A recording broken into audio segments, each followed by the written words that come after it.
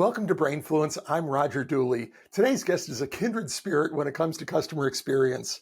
Micah Solomon is a leading expert in customer service, company culture, hospitality, and of course, customer experience. He's been named the world's #1 customer service turnaround expert by Inc. magazine. Micah's work has also been praised by CEOs and founders ranging from restaurateur Danny Meyer to Steve Wozniak to Andre Umler of the Ritz-Carlton Company. Umler says, Micah Solomon is my go-to expert on exceptional customer service and building a customer-focused culture.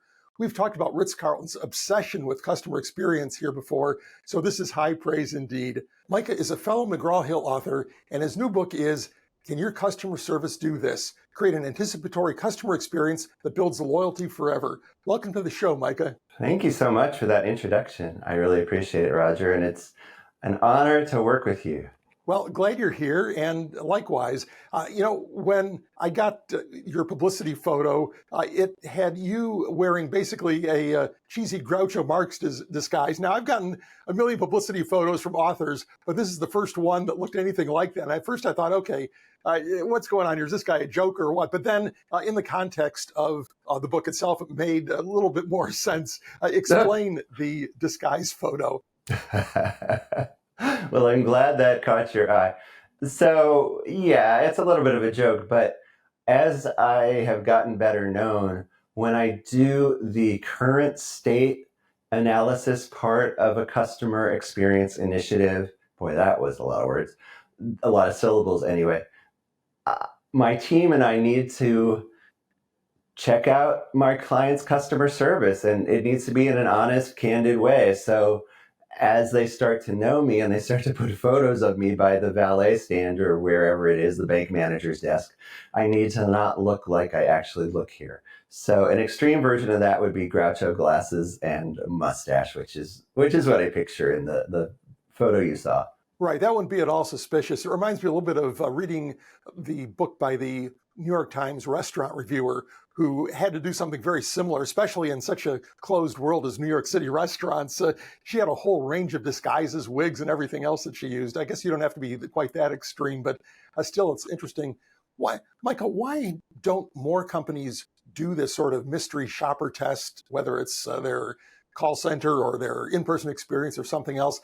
At least I assume they don't, because I encounter such obvious stuff all the time in dealing with a company, whether it's using their website or interacting with their call center, and say, well, this is horrible. Surely none of their executives have ever done this, or they've never actually had somebody check it out for them. Why do you think that is?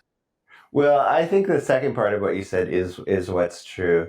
The executives have a special line, so they don't have to go through the queue, and they have special parking, so that they don't need to know what a hassle it is for their customers to park. So all of that keeps them from getting an actual external view of what it is like dealing with their customers. As far as the mystery shopping, a lot of companies do some sort of mystery shopping, but it's very checklisted, and they ask questions that are very rote, which is good if you want to compare, say, 1 month to the next. But what we try to do is more find those places that you're talking about where it just really falls through the cracks, and then we can get going with it. Because sometimes what we'll find is the language used is very abrupt and not nice with customers.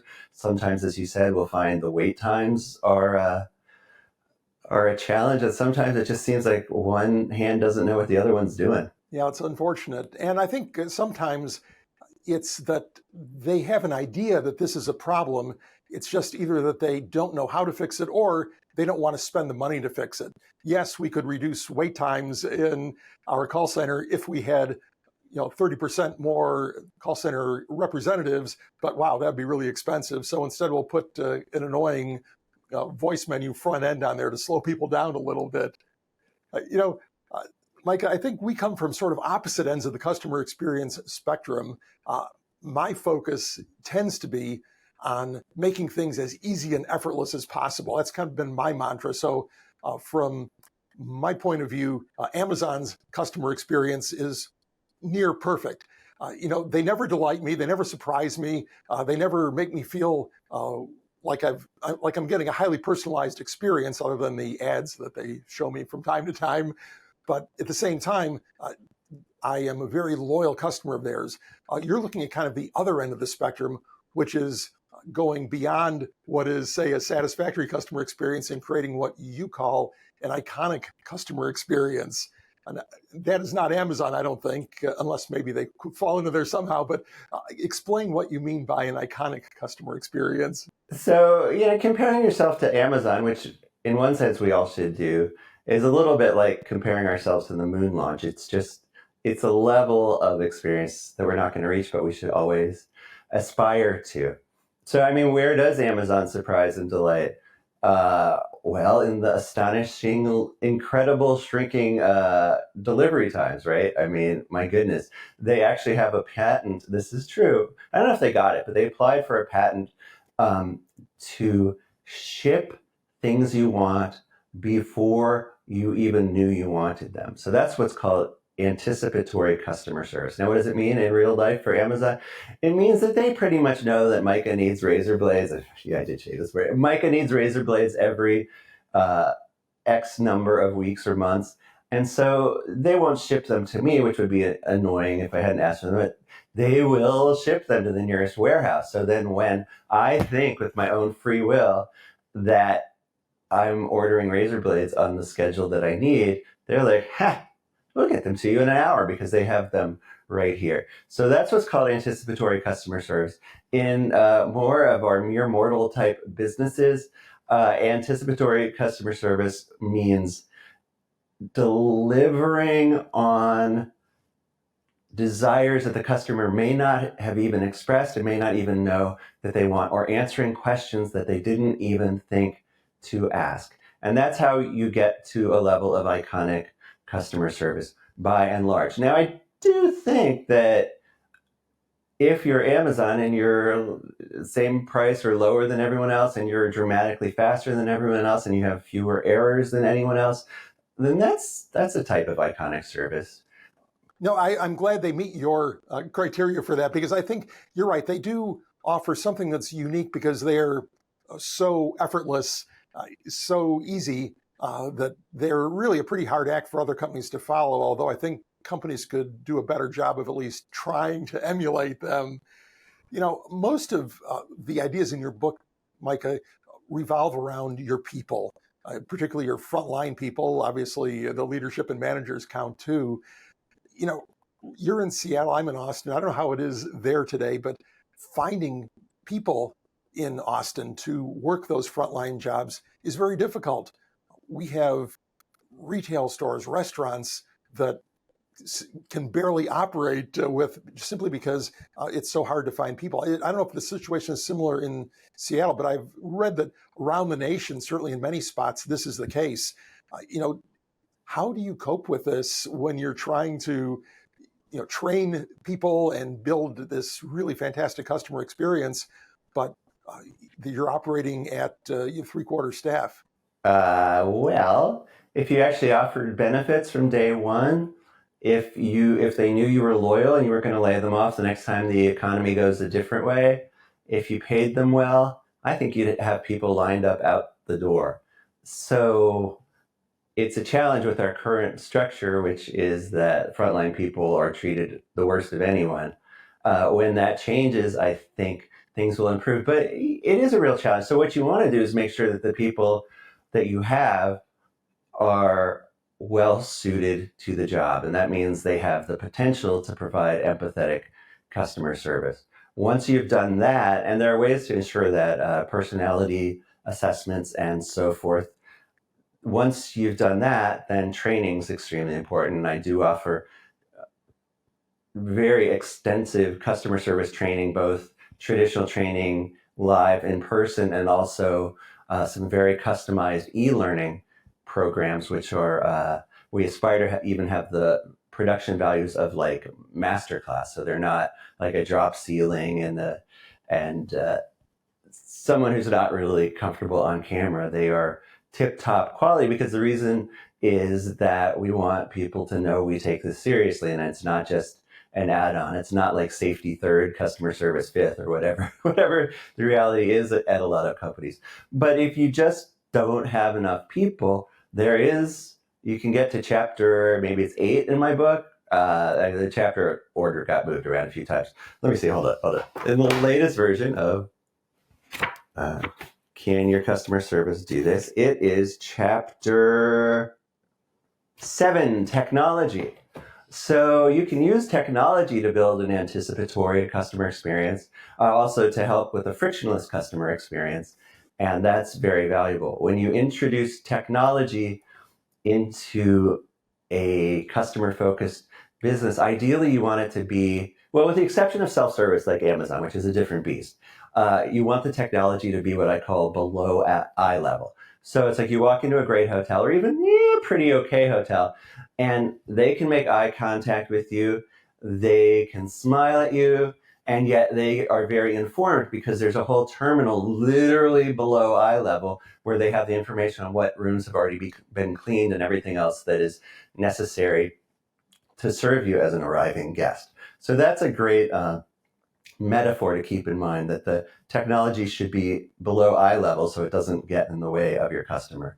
Yeah, and I think budget brands can create some of those experiences. In fact, the last hotel I stayed in was a Ritz-Carlton, and it was indeed a wonderful experience. I didn't have any problems. I was almost tempted to create a problem to see if they could solve it for me, but it was actually all just fine.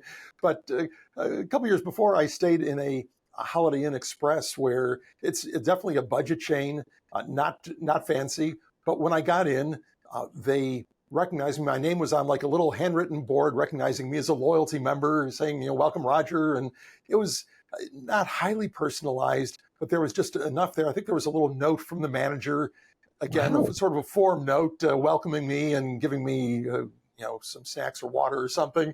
But all in all, it was fairly personalized for that level of stay. So I think it can be That's done. great. And people shouldn't just say, well, I'm not a Ritz-Carlton, I can't do that. I don't have this infinite budget where I can empower people to spend thousands of dollars to solve problems. I'd go bankrupt. I think even if your budget doesn't match theirs, there's things you can actually do. Have you have some other examples of how budget type operations can still do a great job? Well, sure. I don't use Ritz-Carlton examples exclusively or even all that extensively in this book, though. They have collaborated with me on 2 of my books, which I'm super appreciative of. Here's a great example from a budget hotel, as you were calling it, which is the Hyatt House. I think it was in Springfield, Virginia, though I'm not 100% sure on that. I can look it up. So it is what's called an extended stay property. And you usually end up at an extended stay hotel, not for a good reason. It's because you're getting divorced or, heaven forbid, like we've been seeing lately, there's a fire that your climate change has been involved in, and your house is getting repaired. Let's hope not all the way rebuilt, but it's getting repaired and you need to stay somewhere else. So it's usually not for a happy reason. So the Hyatt House, if you were there any particular morning, you would see a dog padding down the corridor toward the front desk. And when the dog gets there, it looks very expectantly up at the desk. And this gentleman who works there, his name's Alec, I believe, he tosses a pre-rolled newspaper to the dog, who catches it in his mouth. Now, I got to tell you, if dogs are a certain breed and they are trained properly, they have what's called a soft mouth, which means they don't get slobber all over it. So this isn't maybe as gross as you think it is. Then the dog very proudly pads back up the corridor to where he's staying. So what's going on? Are they treating the dog like a guest? Well, sort of, but sort of not. What they are aiming at is to make the experience as much like home as they could for the human guest who's staying in room 223 or whatever it is. So she had to move out of her large home with a long driveway, like you see in The Sopranos, where her dog would pad down the driveway and get the newspaper and bring it back to her. So they thought, well, if we can get the dog in his routine, then maybe we can help the guest be in her routine as well. So I think that's incredible. It's not a very expensive hotel. It's not it's not heavily staffed. And I promise you, Mark Hoplamazian, the CEO of Hyatt, did not personally instruct Alec to do this, but he did instruct all his employees to look for these moments where they can improve the stay for their guests. And that's exactly what he did. Micah, not too long ago, I had Tom Peters on the show, and he reiterated, probably for the millionth time for him, that frontline managers are the most important people in the organization. The frontline management position, he says, is not a training ground, a place to test people out, and if they don't work out, well, find somebody different. He thinks these are the people that make or break an organization. How do frontline managers fit into delivering this iconic customer experience? He's not known for mincing words, but he left out another part of this problem. Frontline people are called a manager just because you don't want to have to pay overtime anymore. So there's a lot of that going on. I think that if you say that you're putting the customer in the center of everything you do, then these are extremely valuable positions. And it should be someone who's highly attuned to the customer and highly attuned to their staff as well, and someone who's willing to make what I call instant corrections, which means they get off the phone call, you say, Julie, do you have a moment? You and Julie talk, and then you help Julie figure out what she could have done better on that call. Giving feedback every quarter or every year is pretty useless because Julie's not going to remember that phone call. If she remembers it at all, she's not going to remember it the same way you remember it. So it's going to be a bit of a he said, she said situation. So these are very valuable. I would say also the people answering your phone, that's often used as an entry-level position. But the person you want answering your phone is someone with some experience with people. I find often a grandparent or a parent is great at this because they've seen everything, right? So using this as a position that you're trying to graduate from right away is kind of a letdown for the customers as well. You mentioned using technology and giving the frontline people information about the customer that can help deliver a personalized service. Where do you draw the line between sort of being too personal, almost creepy, or delivering, wow, that's really wonderful personalization? I was thinking, like, say I'm a Buffalo Bills fan, if I called into United's 1K line and they said, hey, Roger, how are the Bills doing? Is the second thing. I'd find that kind of weird and creepy. Even though, wow, okay, I'm somewhere in their file as liking the Bills, but this seems kind of strange. On the other hand, if I checked into a hotel and there was a note from the manager saying, hey, the Bills are playing on Thursday Night Football tonight, and here's the channel you tune to on our TV system to get that, I would think, wow, that's really pretty phenomenal. So how do you draw the line between, too much personalization and just right? The United example is interesting because when you're calling the United contact center, that's not really the kind of relationship that you have. So that is a little bit odd, though I admire them for their intention. For the rest of us, though, we want to use what's called the or what I call the gold touch method. And that is always is wrong. Sometimes people are just in a hurry and don't want to do this, but oftentimes add a little of what I call a do extra or a little of a tell extra. So a do extra is when you do a little more for them. A tell extra is what the GM at that hotel was doing, which is giving you a little extra information. And that can be really valuable. Like, think about, we don't think of them as customers, but they surely are. People who are applying for a job in our business. Absolutely, they're similar customers because even if they don't take the job or we don't hire them, we want them saying good things about our business. So they could email us and say, when should I get there for my appointment? And you said, well, you could just write back by 8:30. Or you could write back, your appointment's at 8:30. I would suggest getting here a few minutes early because the security procedures downstairs are actually rather serious and could eat up a couple minutes. Also, be sure that you bring your ID with you. The first time I came here, I didn't have it handy. And our security guards, unlike many that you see, actually are diligent about checking those. Yeah, those were hypothetical examples, Micah, by the way. But yeah, I appreciate the commentary. And, you're right. Most companies do not do that. Even the companies that are trying, the Princess Cruise Lines has installed some really nifty technology that theoretically gives their people the chance to do just those sorts of things, knowing exactly what people have ordered in the past and other things about them. But it seems like when the rubber hits the road, I guess I don't know if there's roads where the cruise ships are, but when it comes to delivering that service, when it comes to delivering that service, most of them are really focused just on the basics of getting your meal order, your drink order, whatever, without doing those extras. Of course, even there, I think there are some staffing issues where it's difficult to maintain a full, highly trained staff in the current environment. But Michael, one area that I think was pretty interesting is the language that people use. You've got some great advice about what to say and what not to say. What are a few examples of things that you generally don't want to say in a customer service interaction? The first thing is to start thinking about it, to think about language as part of your brand and a very important part of your brand. So a simple-ish part of this is how formal you're going to be. If you work at Cartier, you don't want to say something like "no worries" because it just sounds a little off-brand. But if you were working in the Bose electronics shop, that would probably be fine in some context.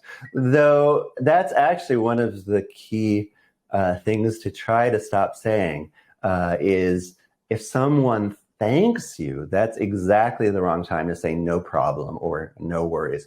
Because when a customer thanks you, they've gone out of their way to do something nice that they had no obligation to do. And if you just say, "oh, no problem" or "sure," then you're discounting that. It's a little awkward. If you could say, "You're welcome," "thank you," the famous "my pleasure," which you used to only get at a Ritz-Carlton, and now for $2.99 plus tax you can get with your sandwich at Chick-fil-A because they went through the Ritz-Carlton training. All of those are good ones. Just things that we say that don't even mean anything bad. Like, well, let's see. The president has, I don't know if you've heard this, but he has a few prosecutions that are coming up in his near future. And I don't think any of his lawyers would advise him to say to the judge, well, to be perfectly honest, because what does that mean? What if we say that? What does that mean? Were we lying through our teeth up to that point?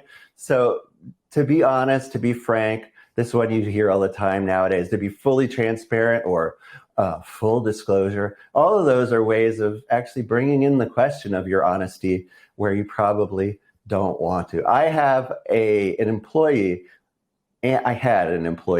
let's call her Lisa, because that's her name. Well, it's very close to her name. And she was great, but she had this one nervous tick or angry tick that I had to point out to her and get her to stop having, which was a customer would be getting hot and heavy in the start of what could be an argument with her. And she'd say, well, Jody, I'm not going to argue with you. And I think she thought she was being polite, but she was bringing up the concept of arguing, right? So things like that we don't think of. The one I used before is this question of how are you doing? So in the United States, this is a little ping pong or badminton game we play. Someone says, how are you? And then what happens? Well, if you're not accustomed to this type of interaction, you might say, I'm fine, right? Or you might go in the other direction. You might be like, well, I had some indigestion this morning. Should I tell him about that? No, because we don't actually care how you're doing, right? But we have this social ping pong game that you can't let the ball drop. So that's an important one as well. If someone asks how you are, you have to, number one, tell them, fudge it a bit. If you're feeling bad, actually don't tell them by and large. Tell them you're doing great and then ask how they are. Very important. Great advice. You mention artificial intelligence, AI, briefly in the book, not extensively, and it's got to be a very difficult time to be in the midst of publishing a book when the world of AI is changing every week. How do you see this developing going forward in terms of providing higher levels of customer service, more informed customer service reps, and so on? The way to think about AI in customer service is my triangular model. So a triangle has, and here I'm about to use up my high school geometry, a triangle has 3 vertices, right? So one vertex will be the customer. The next one will be the AI. And the third one is the customer-facing agent. So the thing is that all of these three vertices work interactionally. So a customer can start by working directly with your AI. And the cliched version of that would be a chatbot.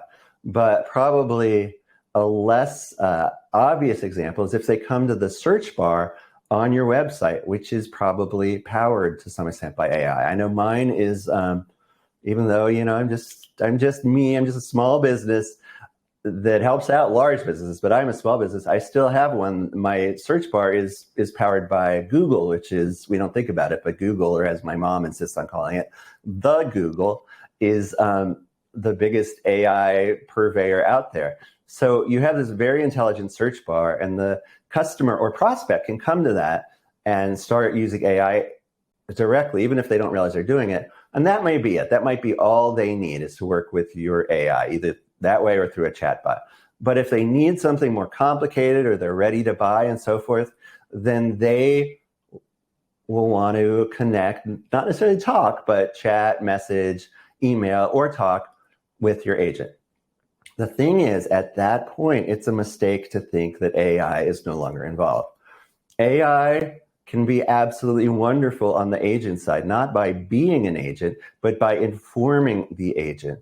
You can have your agent, who is a generalist, fill in those places where, as you said, in Austin, it's very hard to find a specialist, because it can have great prompts for you on screen or via another method that can make you really know what you're talking about. And then it's a mistake to think the customer stopped using AI, because even when we're talking with a customer rep, of course, we keep Googling things. And we also use, hopefully, the website and other electronic tools of your business while this is all going on together. One last topic, Micah, we could make an entire podcast about this, but I'm just curious. You briefly mentioned healthcare and patient experience, which is an interest of mine. What do you see today as, in particular, U.S. healthcare, as the biggest failure points in customer service, customer experience in healthcare? And do you have any solutions for these or suggestions to correct these? Well, I'm going to differ from some of my customer experience colleagues with the following. Clinical results are the most important thing, right? They are the most important thing. But there's a lot on the patient experience side that we can do wrong that gets in the way of that. If the person at the front desk is surly, if they don't understand that you're in pain when you're calling, if a nurse doesn't understand that 4 minutes is really a long time if you have a full bladder, then all of this really gets in the way of healing. And all of that is fixable, assuming you want to fix it, assuming you know where to go for proper training. Thank you very much. And assuming that you continue to reinforce the right behaviors. Positive peer pressure is very powerful. So once you reach a critical mass of people doing things the right way, then things can really blossom. So when you walk, let's not pay, well, the Mayo Clinic, right? If you walk into a Mayo Clinic, I would say 80 to 90% of the people you run into are there to help you, maybe even more. Why? Because they have been hired for their interpersonal skills as well as their clinical skills. If you are the kind of surgeon who only wants the results, what's the great joke? I went to med school and then specialized in surgery because I like surgery, but I don't like people, right? So if that's the kind of physician you are, they don't want you at the Mayo Clinic. And if that's the kind of frontline employee that you are, then even if you're highly skilled in all other ways, then they don't want you. So number one is hiring, right? But number two, their motto is the needs of the patient come first. The needs of the patient come first. So if everybody knows that, then even, and I've had this happen, even the cashier in the cafeteria runs into a family member and the cashier says, "How's your day going?" And you say, "Well, I'm really worried about the trajectory that my son is on. We thought this was going to be quick. Every day it seems to be something new." She is empowered not to give clinical opinions, right? That's important. But she is empowered to walk you over to someone who can help. So at that point, positive peer pressure from all these people who feel the needs of the patient come first, work together. Less life and death situation. Think of the Apple store. You walk into the Apple store and you get the feeling that these people are eager to find a solution to my issue, my problem, my hope. Because Apple doesn't hire people who are just good at tech. You gotta be good at tech, but you also have to be interested in people and working with your team as well. And once they get enough of those, then you start to learn on your first day that the way things are done around here is to be helpful, rather than at some businesses where the way we do things around here is to try to get away with doing as little work as possible. Mike, I think that positive peer pressure could apply to any kind of organization, not just healthcare or even a company like Apple. And if you can get to that critical mass, that's a fantastic goal. We could go on forever, Micah, but why don't you tell our audience how they can find you and your ideas? So I'm a customer service and customer experience trainer, consultant, and according to Inc. magazine, as Roger was nice enough to say, the world's #1 customer service turnaround expert. However, they quickly caveated that I might also be the only one they know. So if you want the world's #1 and I guess #2, #10 customer service turnaround expert, that's me. Find me at my website if you can type really carefully. It's Micah Solomon.com. So that's MICAH like Henry, dot, as in dot, SOLOMON, no A in Solomon. There's no A in Solomon, SOLOMON.com. You can also, on my website, my mobile number's right there. You can text me, you can email me, and I expect Roger will give a link to my upcoming or right now coming book, Can Your Customer Service Do This? Right. We will link to all of those places on the show notes page at rogerdooley.com/podcast. Micah, it's been a blast talking with you. What a treat talking with you, Roger. You are the best in the business.